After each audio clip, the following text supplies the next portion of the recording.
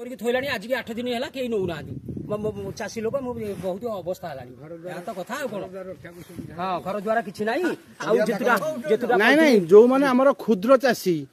आमर मोहन सरकार डिक्लेयर करदे 3100 बर्तमान तुम तो अन्य बिल धरिच तुम मालिक जी सी तो रही फरेन रे तुम तो मंडी ना तेणुक तुम गला वर्ष कौन ना गाँ को सब महाजन आसुले धान किंतु ए वर्ष तो किए आसिले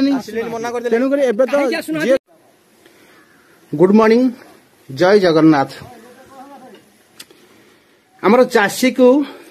एमएसपी रे अतिरिक्त 800 टंका मिलिबो डिसेम्बर 8 रे 16 रे चाषी समावेश क्षुद्र और नाममात्र चाषी सुविधा पई स्वतंत्र व्यवस्था कराई मान्यवर मोहन चरण माझी को मोर एतिकी अनुरोध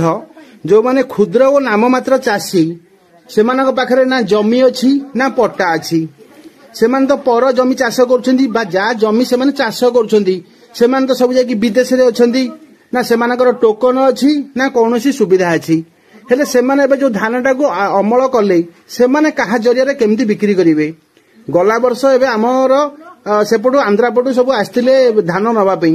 से तुरंत आम धान बिलरू कटा है सी सांगे सांगे नहीं पलैले हेले गोटे गरीब लोक ता पाखे तो ना घर अच्छी रही से धान कौटी रखिबो एबे आपण देखंतु ए जो धान गुडाक एबे वर्षा हला से माने केते हैरानर सम्मुखीन होउछंदी तेनुक मोहन सरकार को आमर एतिकी अनुरोध जे जो मानकर पाखरे पट्टा नाही कि जमी नाही से माने अन्य जमी चाष करके चलुछंदी कि जा जमी चाष कले से माने तो भी गाँ रे नाहंती से माने बाहर रहिले हेले तांको मानक पई तो कोनोसी टोकन रो सुविधा नाही कि मंडी रो सुविधा नाही हेले एमानक पई तो किछि पदक्षेप नियंतु मोहन सरकार से गोटे गरीब लोक